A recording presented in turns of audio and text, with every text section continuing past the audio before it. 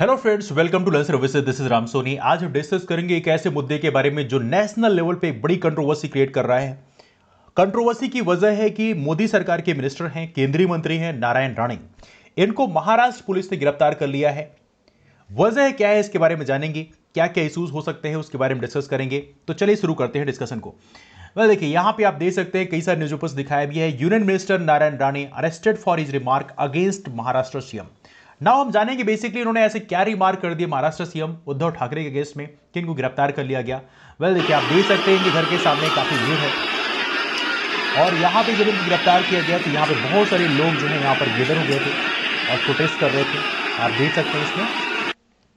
तो now union minister हैं, इस समय केंद्रीय मंत्री हैं, राज्यसभा के मेंबर भी हैं नारायण राणे जी, और इनको गिरफ्तार कर लिया गया है इनके कंट्रोवर्शियल रिमार्क के लिए जो उन्होंने महाराष्ट्र सीएम उद्धव ठाकरे के खिलाफ किए थे।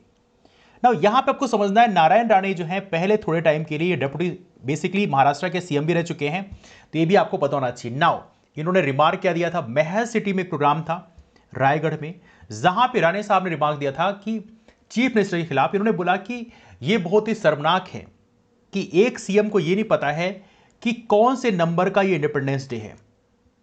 मतलब उनका कहना यह है कि यहां पे जो उद्धव ठाकरे साहब हैं इनको बेसिकली इंक्वायर करने के लिए कि कितने साल हुए हैं, इसको इंक्वायर करने के लिए उन्हें थोड़ा सोचना पड़ गया। उन्हें यह नहीं पता है कि कौन सा इंडिपेंडेंस डे है अपनी स्पीच के दौरान। अब इनका कहना यह है कि यदि मैं वहां पर होता, देखिए मैं वहां होता तो मैं क्या करता, मैं एक जोरदार थप्पड़ मारता उनके गाल में। देखिए ये बच्चों की बात अलग होती है, लेकिन आप उस एज ग्रुप में हैं जिस एज ग्रुप में ये बात सूट नहीं करती। आप एक केंद्रीय मंत्री हैं। देखिए वही मैं कह रहा हूं कि जब आप इतनी बड़ी पोस्ट में होते हैं तो आप जो है लोगों के स्टार होते हैं। आपकी हर एक बात को लोग समझते हैं, उसको फॉलो करते हैं, और आपकी उसी बात को, यदि आपके बोलने का तरीका अच्छा है तो लोग अच्छा सीखेंगे, यदि आपके बोलने का तरीका खराब है तो लोग गलत सीखने लग जाएंगे। तो कहीं ना कहीं हमें जो अपनी वाणी है, अपनी जो आवाज़ है, उस पर कहीं ना कहीं कंट्रोल करना चाहिए। और यहां पे कई बार हम बहुत ज़्यादा गलती कर जाते हैं। सोचिए एक केंद्रीय मंत्री ये स्टेटमेंट दे रहे हैं एक सीएम के खिलाफ में, थप्पड़ मारने की बात कर रहे हैं, कहीं ना कहीं ये काफ़ी अनफॉर्चुनेट है। हालांकि बाद में इनको गिरफ्तार कर लिया गया। नाउ इनके जो लॉयर्स हैं इन्होंने प्रॉपरली यहाँ पर अरेस्ट के खिलाफ में जो प्रॉपर तरीके से बेल मिलनी चाहिए उसके लिए भी अप्लाई किया, लेकिन वो रिजेक्ट कर देगी। और देख सकते हैं आप लोगों ने यहाँ पे केस फाइल हुआ था साइबर पुलिस में, जो नासिक की साइबर पुलिस है वहाँ पे केस ये रजिस्टर हुआ। और वहाँ पर देखा तो एंटीसिपेटरी बिल मतलब अग्रिम जमानत की यहाँ पे बात की गई, लेकिन वहाँ पर देखा जाए तो जो एफआईआर जहाँ फाइल हुई थी वहाँ पे कोर्ट ने ये अग्रिम जमानत की जो प्लिया है इसको रिजेक्ट कर दिया। अब देखा जाए तो ये बड़ा कंट्रोवर्सी क्रिएट किया गया है क्योंकि वहां पे इनको प्रॉपर्ली गिरफ्तार कर लिया गया। रत्नागिरी के जो डिस्ट्रिक्ट मजिस्ट्रेट हैं बीएन पाटिल, इनका भी कहना यह है कि इनको गिरफ्तार तभी किया गया है जब सारे लीगल ऑप्शन जो है एग्जॉस्ट हो गए थे, सब खत्म हो गए थे, हर जगह इनकी जो प्लिया है वो रिजेक्ट कर दी गई थी, इसके बाद ही इनको गिरफ्तार किया गया है। हालांकि राणे की बात करें जो हमारे केंद्रीय मंत्री हैं, इन्होंने बॉम्बे हाई कोर्ट को भी अप्रोच किया है। इनका कहना यह है कि जो एफआईआर है इसको बेसिकली क्वैश कर देना चाहिए, बेसिकली इसको कैंसिल कर देना चाहिए। अब यहां पे देखा है तो बहुत सारे जो पार्टी मेंबर हैं वो अपनी अपनी राय दे रहे हैं। कुछ कहना यह है कि नहीं, इनको ऐसे रिमार्क नहीं देना चाहिए। जब ये बात देवेंद्र फडणवीस से पूछी गई, देवेंद्र फडणवीस कौन है? देवेंद्र फडणवीस इस समय महाराष्ट्र के लीडर अपोजिशन है। पहले देवेंद्र फडणवीस महाराष्ट्र के सीएम हुआ करते थे, इस समय नेता प्रतिपक्ष हैं, भारतीय जनता पार्टी से ताल्लुक रखते हैं। देवेंद्र फडणवीस से पूछा गया तो उन्होंने कहा कि हम नारायण राणे के साथ में हैं। हालांकि उन्होंने एक स्टेटमेंट दिया कि जो उन्होंने बोला था वो गलत बोला था, उन्हें नहीं बोलना चाहिए था, बट फिर भी इनका कहना यह है कि ये फिर भी उनका सपोर्ट करते हैं। अब क्यों सपोर्ट करते हैं ये लॉजिक मेरे समझ नहीं आती।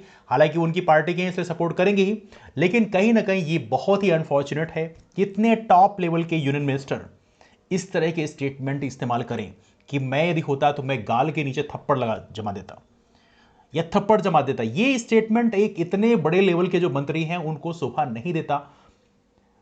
आई एम श्योर हो सकता है आपसे धोखे से निकल गया हो, या हो सकता है ऐसा गुस्से से निकल गया हो, जो भी है, लेकिन इस तरह की जो जुबान है, इस तरह की जो लैंग्वेज है, ये हमें कहने से बचना चाहिए। हालांकि हर किसी को बचना चाहिए ऐसे स्टेटमेंट देने से, लेकिन कहीं ना कहीं यहां पर जब इतने बड़े लेवल पे आप हों वहां पर ऐसे स्टेटमेंट जो है काफी अशोभनीय होते हैं। यहां पर आपको क्या लगता है, क्या आपको लगता है कि जो एथिकल कंसर्न है, जो एथिक्स है हमारे पॉलिटिशियंस में, क्या उस इस समय डिग्रेड हो रही है, नीचे की ओर जा रही है? क्या हमारे जो पॉलिटिशियंस होते हैं अपनी अपोजिशन पार्टी को जो क्रिटिसाइज करते हैं तो वहां पर क्या कई बार एथिक्स वो भूल जाते हैं? क्योंकि देखिए एथिक्स एथिक्स है, हर कोई इंसान इस कंट्री का है, तो बोलते वक्त आपको अपनी एथिक्स का विशेष ध्यान रखना चाहिए, और वो भी जब आप एक कॉन्स्टिट्यूशनल पोस्ट में बैठे हो तो वहां पे आपको एथिक्स का विशेष ध्यान रखना चाहिए। तो क्या आप नीचे कमेंट करके बताइए, क्या हमारे पॉलिटिशियंस इस समय एथिक्स जो है लैक कर रहे हैं, या प्रॉपर तरीके से ऐसा होना चाहिए कि जब पॉलिटिशियन, मान लीजिए आप मेंबर ऑफ पार्लियामेंट बनते हैं या आप एमएलए बनते हैं, तो वहां पर एथिक्स का एक कोर्स होना चाहिए, ट्रेनिंग कोर्स होना चाहिए, कम से कम मैं कहता हूं 1 हफ्ते का ही होना चाहिए, जहां बताया जाना चाहिए कि आपको कौन कौन से कैसे बिहेवियर करने हैं, कौन से अनपार्लियामेंट्री वर्ड हैं उसको इस्तेमाल नहीं करने हैं। क्या ऐसा कोर्स होना चाहिए? आपको क्या लगता है? नीचे कमेंट करके जरूर बताइए। वीडियो पसंद आया हो तो लाइक कर दीजिए, यार दोस्तों को शेयर कर दीजिएगा, और हाँ, चैनल को सब्सक्राइब जरूर कर दीजिएगा। लेकिन ये शेयर जरूर करिएगा, इससे आपके दोस्तों को भी पता चलेगा बेसिकली कि ये वर्ड इस्तेमाल करना एक असंवैधानिक है। तो चलिए मुलाकात करते हैं आप लोग फिर, तब तक के लिए बाय एंड टेक केयर।